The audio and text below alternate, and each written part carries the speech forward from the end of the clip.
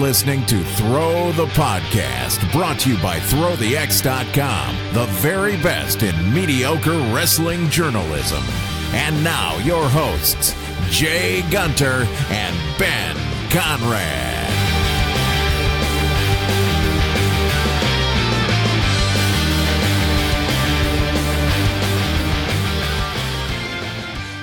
So everybody knows that I hate New York City. Okay, we went over this a million times during WrestleMania week.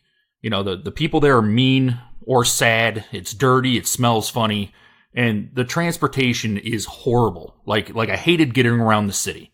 But there was a few bright spots of being in New York City. And I bring that up for a very specific reason, which I'm going to get into here in a minute. But let me go ahead and introduce my co-host. His hatred for New York comes in a distant third to that of the state of Ohio and Big Cass. He is Ben Conrad. Ben, how you doing, buddy? I'm doing great, Jay. And there's this thing out there called Purell that if you take it with you to New York City, it's not so bad. As long as you have Purell, the city is a little bit less disgusting.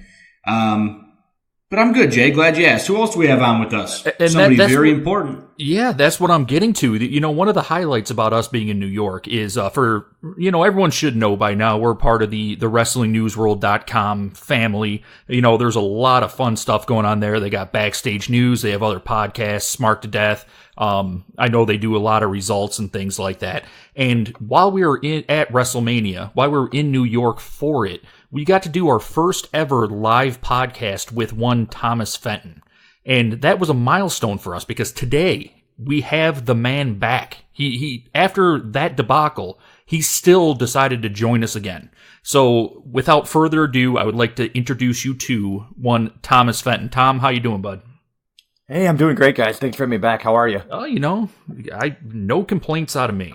That's good. Yeah, I'm really excited to get into some of this stuff with you because, me and Ben, we've been talking a lot. There's a lot of stuff going on in the wrestling industry. And not a lot of people know about it because, Tom, I know you pay close attention to the business aspect of wrestling. And it turns out that nobody's watching WWE anymore. If you watched Raw and SmackDown from 2 weeks ago, you made up 20% of their audience. And I wanted to get your perspective on that because me and Ben, we're more drinkers than thinkers. Hey, Ben, can we get that on a t-shirt? Absolutely. Fantastic. One step ahead of you. And I want to talk to you about that because when we were talking previously, you threw out some interesting numbers. And what is your take on what is going on with WWE on the business side? You know, what's really intriguing, guys, and I did a pod earlier this week, and I'll do another one tomorrow on the Raw Views pod, and we really broke down and got into the different demographics and the different statistics that lead into WWE's viewership right now. And there's a lot of disturbing numbers. And it's not so much the decline in audience that I think is important, because what a lot of people are getting at is, oh, Raw lost X amount of viewers, this or that. Truth of the matter is, Monday Night Raw and SmackDown are both beating the MLB when it was aired on Fox in the fall. That's not a concern. The concerning numbers is when Raw loses 20% of their audience year over year. The concerning numbers are the over 55 demo consisting of 62% of their audience. WWE and MLB in a lot of major sports right now are in a huge flux because they're having an inability to create that new fan. They're having the inability to bring little Johnny, who may be a sixth grader, to turn him onto their product, whether it is MLB, whether it is a live sport, or whether it is professional wrestling. It's a consistent problem across the board, except for what we're seeing now with WWE, is they almost missed an entire generation of fans, and it's truly starting to reflect in the viewership numbers, statistically and in the ratings. See, I think those numbers are staggering, and I have an idea about it, and I want Ben to actually chime in because Ben, we've been talking about this for years, and as a matter of fact, it's not just us. I know Tom does, and I know wrestling fans around the world, especially the hardcore wrestling fans, talk about this, and it's basically WWE's failure to create new superstars, specifically those that are coming out of NXT. And Ben, I know that you're a huge fan of NXT. As a matter of fact, you like NXT more than you like main brand. When we go to events, when we go to WrestleMania, you look forward to the NXT shows more than you do the actual events that we're there to cover.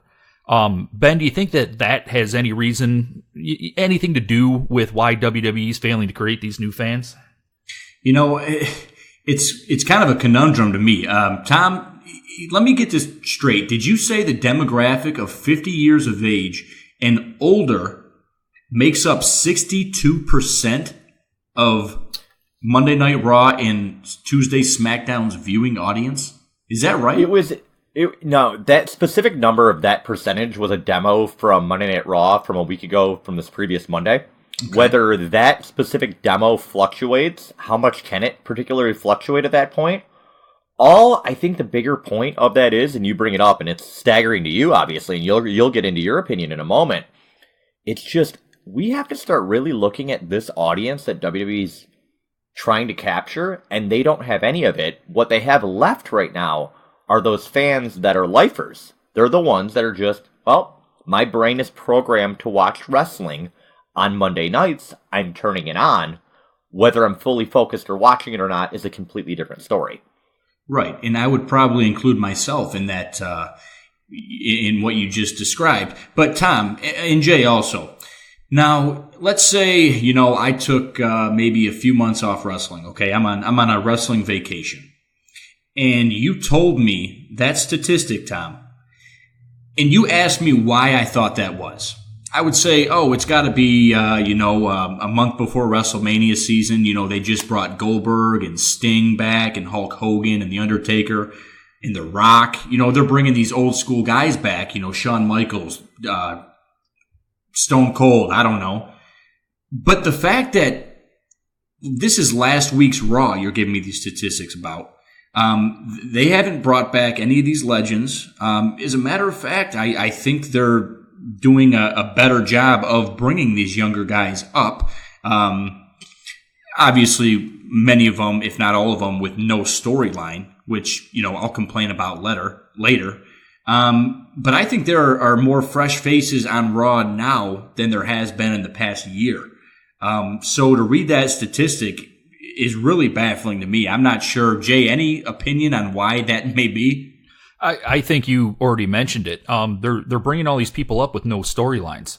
And, I mean, Tom, can you name one storyline that has actually been worked out long term? Because I know that you pay attention to this stuff, and you're a big fan of what's called backwards booking, which basically is when the writers take what's supposed to happen at the next major pay-per-view, SummerSlam, Royal Rumble, WrestleMania, and they already have the matches put together that they want, and they book backwards to make sure that they tell the story leading up to these. And I know from talking to you, the past couple of WrestleManias haven't been covered like that. And I think that might be a big reason. They're bringing up all these new wrestlers, but nobody outside of, the hardcore wrestling fans know who these people are. And I don't think they're doing a good enough job to actually let people know, to force people to care about them. And I don't know. Sure. And I think it's twofold. I think when you bring up the caring aspect and the stars, and when they're bringing them up right now, you're very accurate to state that there is not a lot of plans. There has not been, minus a few different individual talent that were brought up, long-term plans for anyone. So how can you make a talent, male or female, who is a star in NXT, anything more than a mid-carder on your main roster, if you're not doing anything with them? It's almost as if lately that ceiling has been whatever they do in NXT, and then we bring them up and they're just here. It's a huge problem.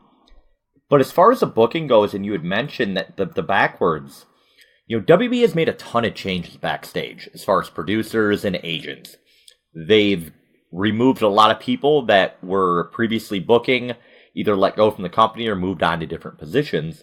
They've brought in a lot of people, and they've brought in some people who may have used to, have some minds for them, or what did we used to do together.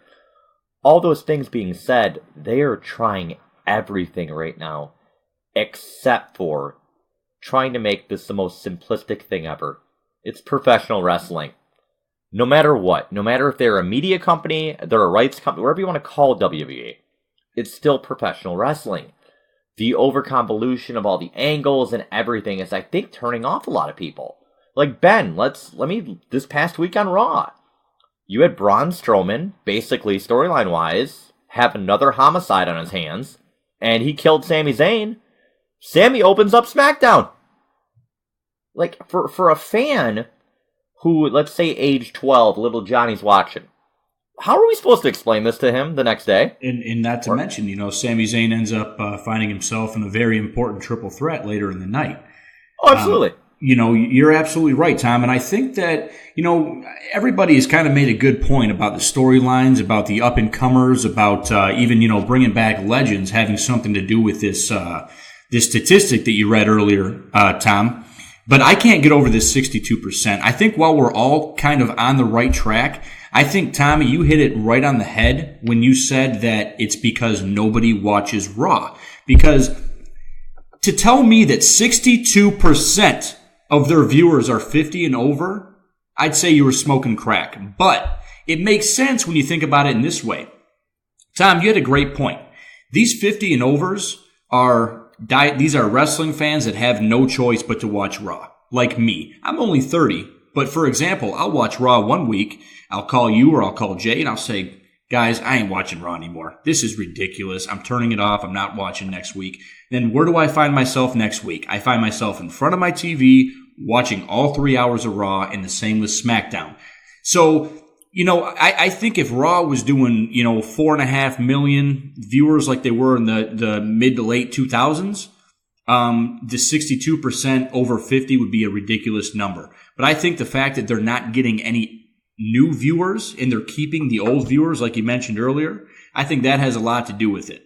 Hey, Ben, I'm going to cut you off for a second, okay? I pulled a number for you, specifically, just because I wanted you to have it in front of you. Okay. So their 18 to 49 viewership this past week for Raw. So that's any viewer aged 18 to 49. Of Monday Night Raw's average 2.23 million fans, how many of those fans, Ben, were 18 to 49? It would be under a million. 680,000. 680,000. Wow. That's crazy. That is probably the most. We can throw percentages out all you want.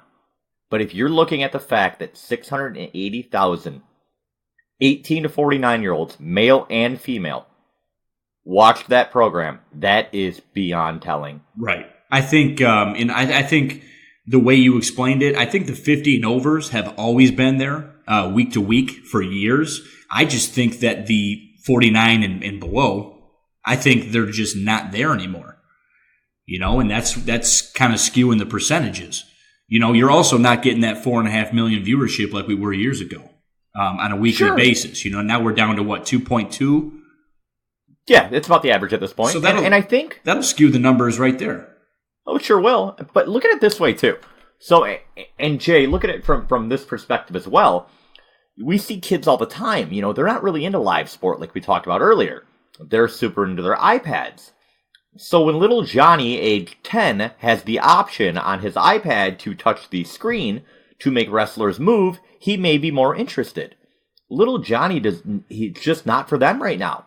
This specific generation, WWE is going to have to continue with the YouTube and creating new ways for this younger audience to watch, because their attention span is not there for a 2-hour wrestling show, let alone a 3-hour wrestling show, and it may even be shorter than that. Yeah, I think that plays a lot into it too, and I think both of you bring up a ton of great points, and I know for a fact, like, for those of you that don't listen to Thomas Fenton's other stuff, he has a very unique view on wrestling because he's been covering it for so long, and he's very good when it comes to numbers. And when we launch our financial podcast, it's going to be Conrad's Cash Flow, brought to you exclusively by WrestlingNewsWorld.com. I'm willing to bet that you could have Thomas Fenton on, and he could talk for hours about the business aspects of wrestling, because he's very good at it. He's very good at digging deep. I do want to touch on something else because Hey Jay, yeah. Before we jump into something else, I'll have you guys think about this, and maybe we can touch on it next week or on a next pod. All right. I think those viewership numbers and the demos are directly tied to live events right now. So when we look at all the live events that are extremely poor as far as ticket sales and revenue right now, what aren't they getting? They're not getting those kids under 18. Look at the ratings. If WWE was able, which they are because they have a marketing machine behind them, to capture these families back to these live events, we will then see less seats, more money will be spent on merchandise, you may create a new fan. And I'll leave it at this. On the other pod we discussed, WWE has hundreds of talent employed. Why is some of this talent not doing meet and greets with these fans beforehand? This talent, I'm not talking the top of the line talent, we're just talking some of the undercard guys. WWE should not feel above interaction live with their fans at these events because the other companies are doing it right now. The Ring of Honors, the MLWs, the AEWs. WWE is going to have to evolve and adapt to draw back those fans, the live audience. And I just think it correlates together. Yeah, and before we jump, just to touch on that, I know one of the reasons when we were all at WrestleMania, and I know that you got to attend because of the whole media thing, but if I wanted to go to the media, the all access for WrestleMania and meet some of these wrestlers, it was like $130 just to get in the door. And then you had to pay above and beyond that if you actually wanted to meet a wrestler, stand in line for a few hours in order to meet them, which was insane to me. But you brought up a very good point. You were talking about it's actual professional wrestling. And I want to kind of switch gears. I want to go to a company that is kind of putting their foot down and saying that they're going to be the alternate. They're going to be the professional wrestling company of the business. And that is, of course, AEW. They have their technically second, or technically first, but it's actually their second pay-per-view coming up. It's All or Nothing out of Las Vegas. Tom, I know you get to go cover this, and I know you're pretty excited about it. There's a lot of stuff on the slate, and I'm really curious about this one because it's supposed to launch their brand. When I think of a brand launch, I'm wondering, are they going to start like storylines and stuff with this, or is this just going to kind of be a welcome to AEW? This is, more of a showcase of their talent. I think at Double or Nothing on May the 25th in Las Vegas at the MGM, I think what we'll see is a mixture of both. I think you'll kind of see the foundation laid and the cement kind of wet getting laid of what they are and who they are. And I think we'll get some storylines as well for the company moving forward. There's been hints on being the elite in regards to a title belt. And obviously with this company has to announce a TV deal sooner than later. Whether that TV deal, is close, is it still close? Who knows? I know I had more information in regards to them landing a TV deal 3 weeks ago than I do now, which if that tells you anything, you know the direction that it went.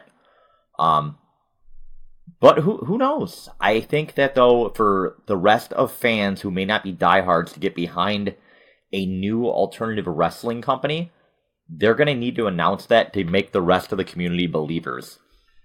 Okay, and Ben, do you think that, so AEW, their card is pretty decent. I think it's a pretty good showcase of already established talent, some new talent that people might not be familiar with because they're from like deep down in the indies. And one that comes to mind is, of course, you're going to have formerly Goldust come back. Previous WWE name, and you got some other people that have some name value behind them, some people that have already established themselves in professional wrestling. How do you think they're doing with this? I mean, do you think this is the right way to go to kind of mix it up, or should have just started fresh and just brought in all new people and tried to establish from there? I think bringing in Dustin Rhodes, Jay, is it's an okay move for them, in my opinion. Now, a lot of people may feel different. I think the brother versus brother, especially after seeing the Cody promo that he cut a couple weeks ago, I thought it was fantastic. It was about like a 5-6 minute long video of just him. I thought it was great. Came off very well. I think that's something that they can do for their first pay-per-view to draw people in, this brother versus brother. Is the wrestling going to be great in that match? Doubt it. After all, it is Goldust. Nothing against him. Love me some Goldust, but you got to take the age into consideration and All those things. But as a draw, Jay, I think it is a smart thing to do to get a big name in there and a big match. But I'm gonna bounce off that because I've got a question for Tom. Tom, you live online. You hear the IWC.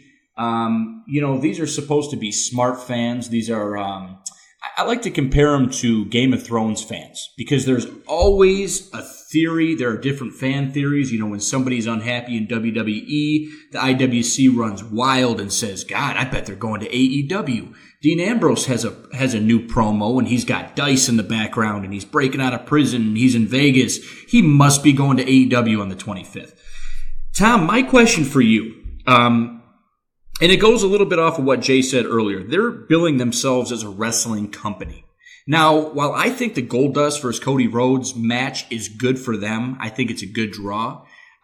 If you're going to bill yourself as a wrestling company, Tom, is it time that we tell the IWC to kind of shut up with the Dean Ambroses and the Goldbergs and the Batistas, the rumors that they want to talk about that are never going to happen because they're not wrestlers? I mean, is it time that we put an end to this once and for all? Because, on one hand, we want them to be a wrestling company. We want them to be different than WWE. We want them to be more NXT-ish, if you will. But yet, everybody can't wait to jump on the bandwagon that perhaps Dean Ambrose may join AEW. You know what I mean? So, is this... Yeah, I get what you're saying. I think the following's kind of important, though, and I'll kind of leave it at this. Okay. When the rumors of Goldberg going to the AEW happened, there was some validity behind them. When there was rumors that it was possible that they were trying to get The Undertaker, less validity, but there was an attempt. So we start looking at those things, and then you see WWE, in one fall swoop, use the Saudi Arabia money to handle all of those problems. In one fall swoop, they use the Saudi money to pull The Undertaker out of StarCast, to pull him out of any potential outside bookings. They then locked up Goldberg to another deal just so he doesn't show up and possibly help someone with a TV type deal or with, ad revenue or anything else. And then furthermore, we look at the Saudi show and there's Brock again. Brock is done in UFC. It looks to be at this point Dana's done playing games with Brock and he's realized Brock is just playing him again and again. So we take those names away, going back to AEW, all names tied to them. Yes, there's attempts with WWE to block certain names that may have potential household value 10 years ago, but also names where if you put them in front of a TV exec is going to know who that person is. Now, if we turn this back to the Dean Ambrose talk that you had mentioned, I don't know what Dean's doing. I can tell you this. 2 major companies have offered Dean a, let's say, not so much of a roster spot, but a one-time deal. Hey, come in, do a one-off, and get out. Bigger companies. Dean hasn't returned phone calls. So you guys can, play that however you want to. But if Dean's out there taking bookings and he's not returning phone calls, I think the water's beginning to get even more mucky. See, and I do have a question about that. And I don't want to get away from AEW too much because, I got a lot of other stuff about AEW I want to talk with. But Sure. But okay, so Dean Ambrose, formerly Dean Ambrose, Jon Moxley, he comes out with this promo. It launched 3 minutes after his WWE contract expired. And me and you talked about this. And me and Ben actually had this conversation. It was last podcast before this. I don't know. It was a part of Jay's Conspiracy Files or whatever we're going to end up calling it. So from a business, so he was under contract with WWE when this whole promo was actually recorded. There no other way around it. Yeah, there's no other way around it, period. So that is a fact, and we know that. So there's no possible way that AEW had any type of dealing in this because it would have been tampering. They could get sued. Same thing with any other company. Your New Japan's, your Ring of Honors. Let me cut you off for one second, and you go right back to what you're talking about. I had a fan ask me, so what, just tamper, it's worth it. I don't think people realize how big of a tampering lawsuit, when you're talking a wrestling company for wrestling company, you open yourself up for at that point. You're talking major Please continue. Yeah, absolutely. So my thing, when me and Ben were talking about it, and I'm not saying that this is it. I'm not saying that this is exactly what's happening. I just a little food for thought. The WWE, they have been known, not frequently, but they have been known with your CM Punks and whatnot to kind of play around with the fans almost, to go, you know, to kayfabe and all that other fun stuff. And my thought is, what if it was WWE behind this? What if WWE produced this? What if they want everyone to think that Dean's gone? What if they purposely added a couple AEW clues in there and wanted to get the talk about, oh my God, Dean Ambrose really is going and he's going to do all this other stuff. And Ben actually brought up, well, you know, he's doing independent bookings. And when you look at the independent bookings that he was rumored to go to, they weren't any big companies. You know, he wasn't going to be wrestling for New Japan. He wasn't going to be wrestling for Ring of Honor, stuff like that. They were rumored to be, you know, very small independent companies. And my thought behind it is that would be great for WWE. That would be more fuel for the story of he's gone than to let him, you know, wrestle like these small independent shows. Do you think there could be any chance that the WWE might be behind this? I think when you had brought up the whole CM Punk idea, when you brought up how his contract was up, they did the whole Money in the Bank thing, trying to more or less play towards that work, shoot, we're still edgy, right? Mm-hmm. So with the Ambrose thing, I don't know where it's leading. I absolutely do not, but I will say this. In my opinion, from the get-go, if we look at how they announced he was leaving, how the contract was, how they kept pushing it and pushing it and pushing it, and the send-off and everything else, WWE and Vince doesn't give someone a send-off hoping they'll come back later. That's just not how he is.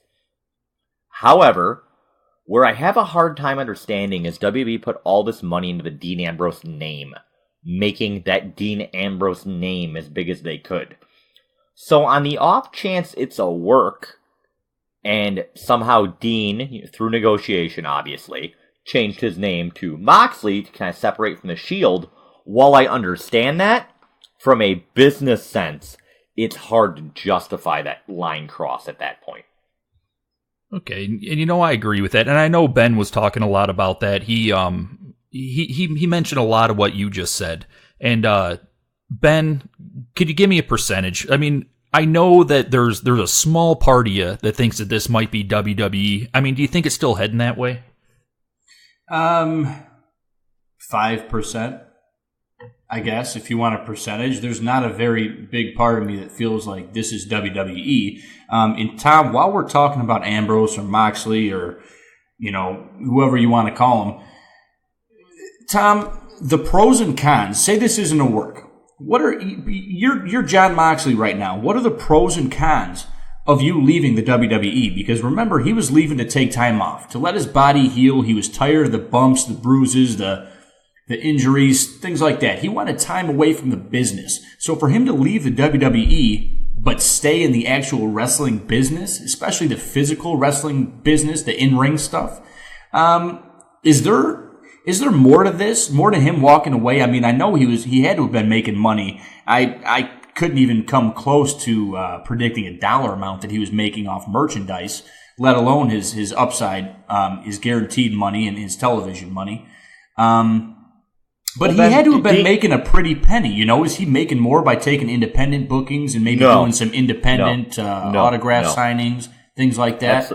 Absolutely not.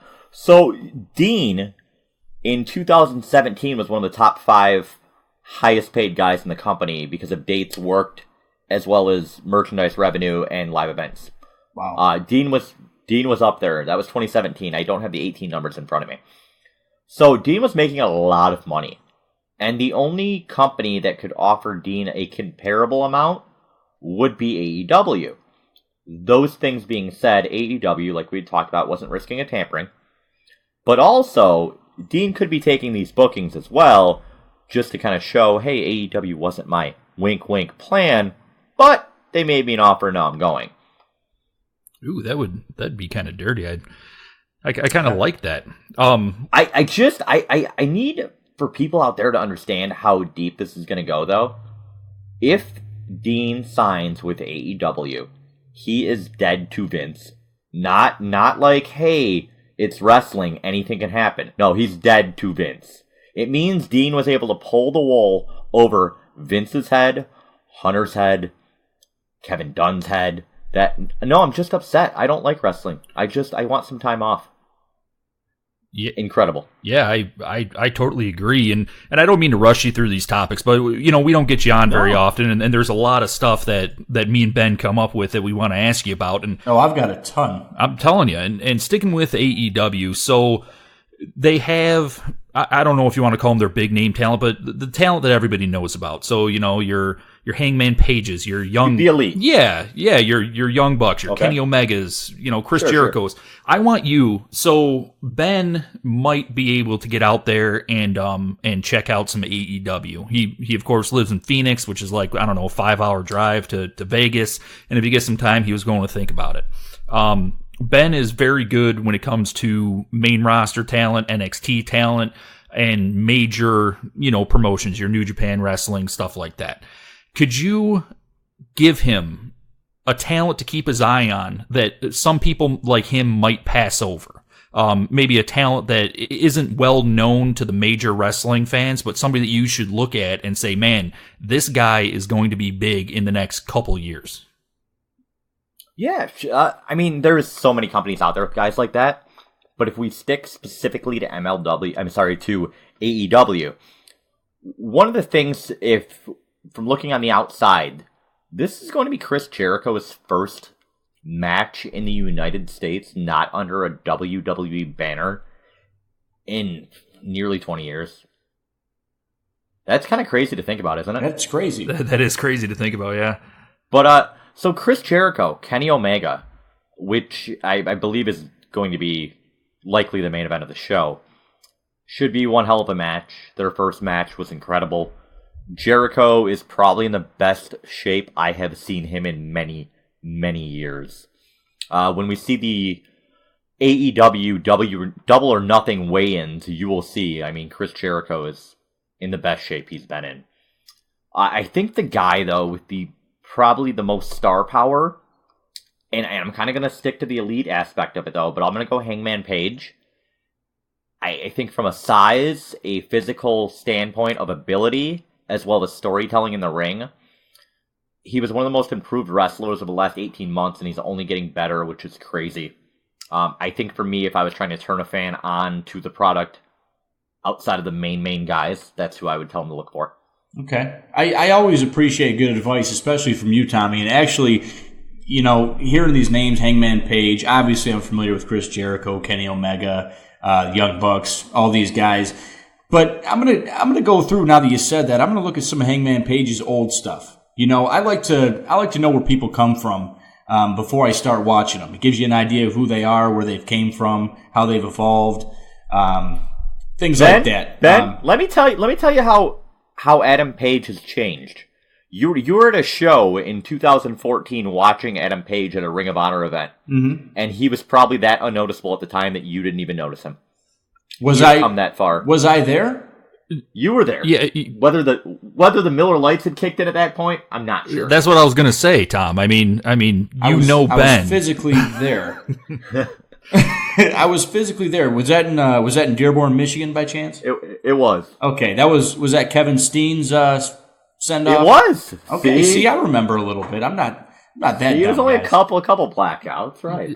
But but again though, we go back to that. So that's kind of and Hangman started to improve in Ring of Honor, and then really once he got to New Japan and he started working over there is when he really started improving quickly.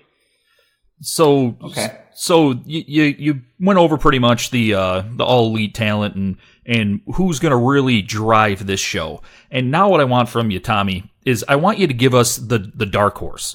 Many of these people are going to be competing in the Battle Royal. They're calling it the Casino Battle Royal, and there's a lot of fun stuff. There's 21 participants and all that fun stuff. you have names, you got Sonny Kiss, Brandon Cutler, Ace Romero, and so on. Can you give us somebody that might not have the star power of a Chris Jericho, of a Kenny Omega, somebody that you think might have the ability to maybe not steal the show, but maybe steal the match and kind of stick in our minds? I will say this. There's a talent on the roster who, if a WWE fan was watching, it would kind of grab them quickly. Because he's a talent that could be on the WWE roster from the way he talks, and that's MJF. MJF is one of those guys, when he cuts a promo, he's going to resemble a lot of those heel mannerisms that WWE loves, and the way he comes across, because he comes across like a star when he talks. And he does it in most of his promo interviews as well. He's kind of living the gimmick. I think down the line, 6-12 months, MJF will probably be a star in that company. And he's already an upper star in MLW as it is right now. So the talent's there. All right. And, I know we're running out of time, but me and Ben normally, before every pay-per-view, we do a kind of a pick'em against each other for the pay-per-view. And of course, WWE Money in the Bank is coming up. I don't want to go through all these matches because, with all three of us picking, we could do an entirely separate podcast for that. But how many wild card matches are there? And no, we're going to do that next episode too. Oh God. Good luck, guys. Good luck. I went an hour 20 yesterday and there wasn't enough time. Yeah, you promised me that you weren't going to upset Ben on this podcast, Don. But what do you got, Ben? Go ahead. I didn't mean to cut you off, but I felt like you were getting ready to cut this podcast short. I've still got a few questions for Tommy. I'm like, you know how I get. I get excited when we get Fenton on here. He doesn't come on nearly enough. You mind if I just start shooting from the hip? Yeah, go for it. Wait, could we work this into like a wild card type thing? Like this is Ben's wild card question round, where he can just go all over the board and just blurt them out right to Tommy. We can do that. We've got so many segments, and actually one segment that I wanted to talk to Tom about that we will get people. I promise you, Thomas Fashion Files are coming. My first question is kind of a silly one, Tom. Now, I really wanted you on the podcast this past weekend with me and Jay. And, we couldn't get a hold of you. I know you're a busy guy. And then we started talking about the Thomas Fashion Files. And I said to Jay, you know what? He's probably at the Met Gala. I said, where else would Tommy be on a day like this? I seen the way you were dressed in New York. And then I read the theme for the Met Gala. You want to know what the theme was? It's called camp. It's something called camp. It's known in the fashion world as a style and sensibility that regards something as appealing because of its bad taste. And I thought, Tommy's at the Met Gala, and he's just not telling us. Damn it, you blew my cover. Damn it. I don't know who told you how it got back, but it's not something I'm proud of, but I mean... You guys heard it here first. The great Thomas Fenton took a weekend off wrestling and was at the Met Gala. I will never let you live that down. Okay, into the real questions. Yowie wowie. I have forgiven him, Tom. Okay, I'm a very forgiving person. What will it take for you? I mean, after all, he's done a lot of bad things. What will it take for you to forgive Bray Wyatt? What does this guy got to do to get over? I really have enjoyed the Firefly Funhouse vignettes. I think each week they throw a new layer on it, which is cool. And it's also the same reason why no one else can get over, because they don't have any layers in their character. So to have something different, again, different is good, such as this Bray Wyatt character, it's really cool. What I think the direction they're going in is that Bray is going to be this big-time cult leader in which he thinks he's doing right, but it's really wrong and evil. I think that's the direction, but they can go wherever they want with it. I know this. I know it's the only damn angle they have booked that's longer than 2 weeks right now. I can assure you it is the only thing on the books that is booked past May 15th. Well, that and Sullivan coming out every week and just destroying everybody. I don't even know about that anymore. Okay, see you. Let me hang on. Let me call Big E really quick. Let me get a comment from him. Big E said no. We don't have to worry about that anymore. Okay. Okay. Next question, and I'm shooting from the hip. These are kind of scattered around. You can even give me a one-word response to this for all I care, Tom. I just want to get your opinion. How do you feel as of this moment as Kofi Kingston as WWE Champion? I don't think you're going to get a one word. For me, what WWE is doing is the right thing. They are going to book Kofi as a champion. They're going to have him win matches that looks like he may have lost. He will continue to pull it out match after match. He is going to try, or they're going to try with him, to make that title. As the title does not make the man makes the belt. Those things said, I got to give them a little bit of credit, because I think they're doing a really nice job with him.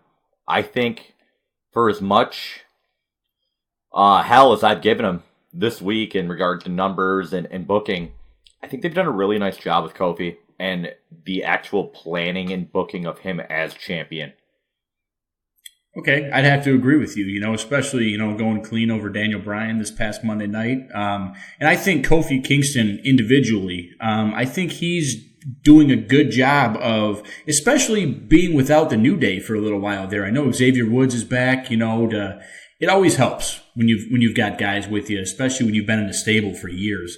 But I think when he was by himself, he was, his promos were great. He was talking clearly. He was engaged. He had the crowd engaged. So, I think he knew he had to step it up, and I think he's been doing a great job with the title so far. So, hey Ben, I know this isn't my segment, and I hate to jump in like this, but it's okay. Could we do this every time that Thomas Fenton is on, and we'll call it Cowboy Conrad Shoots from the Hip? We'll make it a Western theme. I'll have some Western music plays before you jump on, because I get boots? Dude, I I am really enjoying this. I'm just sitting back listening, and this is great. I need cowboy boots. I have a demand. I need cowboy boots, and we will move forward. Like Fenton Fashion Files doesn't have a pair of cowboy boots in his closet somewhere. Come on. We need an upgrade. All right. Cowboy Ben, boots, what do you got next, bud? Cowboy boots and assless chaps, and Ben Conrad agrees. That's it for me. I'm gonna cut my questions short because I'm gonna need some for next week. Oh, last question, Tom. Don't mean to put you on the spot, but I kind of do. Can we get on the air? Can we get your word that you will join us again before Money in the Bank, or at the very least before the AEW show on the 25th of May? Yeah, you guys can be back before then. See that? Okay, no more Met Galas or anything like that you want to tell us about? No more fashion exhibits? We're clean. We can get penciled in next week and the week after if you guys want to. See, that's fantastic. 'Cause that means we can move our entire Money in the Bank segment to later. But I do you have a big, you got a pretty busy slate coming up. And before we go, because I know we're running short on time, I do want to get your view on one in particular, and that's because it hits kind of close to home. And being kind of close to home, I'm talking about Livonia, Michigan, which is going to be hosting an Evolve show. And there's a couple things I want to talk about. Number one, they're holding it at a Knights of Columbus hall, which holds, I don't know, 120 people, maybe. And but not only are they holding it this small hall, but they brought in a huge name to wrestle in the main event. And I want to get your thoughts on that, Tom. When they're bringing in a mega superstar, do you think that they should have, I don't know, maybe planned a little bit more in advance, or do you think this is right where they should be? Well, I'll say this. So this Friday, May the 10th, it's going to be 8 p.m. Like Jade mentioned, we're looking at the Knights of Columbus, Livonia, Michigan. Evolve 127, Adam Cole versus Austin Theory for the Evolve Championship. I'll be covering the show live on WrestlingNewsWorld.com. As far as the venue goes, I think Evolve really likes that nice intimate setting. This may be a little too small and intimate as far as, that Bebe chant might blow the roof off the place. I don't think it's a doubt they could have drew more. I just think it's how do you want the presentation of the show to look? And I think the match is going to be incredible. I've had Austin Theory on my list for guys I think who are going to be major superstars down the line for a long time. Okay, and you said you're going to be covering that show live. Of course, you're going to be with most of the press covering it. How do me and Ben go about getting you? If somebody finds you and mentions this podcast, can we get you to buy them a beer? Not if they're a family member of yours. Oh, come on. Yeah, absolutely. All right, so Ben, if you want to get your ass back to Detroit really quick, I just got you a free beer from Thomas Fenton. I'm already on Travelocity booking my ticket now. And I will mention this podcast, I promise you. So, Thomas, as always, man, it's great having you on. We've loved the little amount of time that we spent with Wrestling News World, and we've been fans for a long time, but it's kind of cool getting to see the inner workings, and we're really happy to be on with you. Really looking forward to having you on again. Like Ben said, it's going to be very soon. We're going to go over Money in the Bank. I'm going to have a ton of questions about Evolve, and by a ton of questions, it's going to be one, how was the main event? For you when you get back. To everybody out there, you can find us exclusively on WrestlingNewsWorld.com. Go there. Not only can you find us, but there's Smart to Death. There's backstage news. You're going to have your opinions from Thomas Fenton himself directly after Raw and other, main type shows. Ben, you got anything for the people? No, thanks for listening, guys. I appreciate it. Tom, I want to say thank you. It's been real. We'll see you in the next week or two. People out there listening. Pleasure's always mine, guys. Thank you. People out there listening, this is Thomas Fenton, okay? I mean, this guy's an encyclopedia. You want more of this? Go to Wrestling News World. Go to the premium section. There's pages and pages of this stuff every day. So, yeah, make sure to check them out. I appreciate it. And, thanks for listening, guys. Jay, do your thing, buddy. All right. Make sure you check us out on Twitter. We're at TTX Wrestling. That is at TTX Wrestling. You can look at Tom directly at Thomas Fenton WNW. You can find both of us on WrestlingNewsWorld.com. You can also find our podcast everywhere that a podcast is played, including Google Podcasts, Apple Podcasts, Stitchers, all that fun stuff. Make sure to give my boys a 5-star review and post a comment, please. Any love is appreciated from everyone out there. Yeah, and if Thomas Fenton tells you to do it, just do it, okay? Yeah, Tom, you want to tell the guy with the cool voice to take us out? There you go. Guy with the cool voice, do your thing. Thank you for listening to Throw the Podcast. Join us again next week for even more wrestling commentary.